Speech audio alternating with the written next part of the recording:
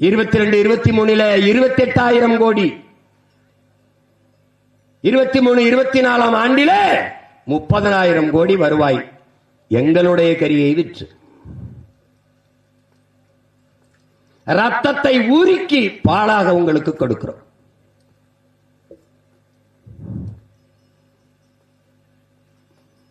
எத்தனையோ தாய்மார்கள் எங்களை நம்பித்தான் பிள்ளையை பெறுகிறார்கள்.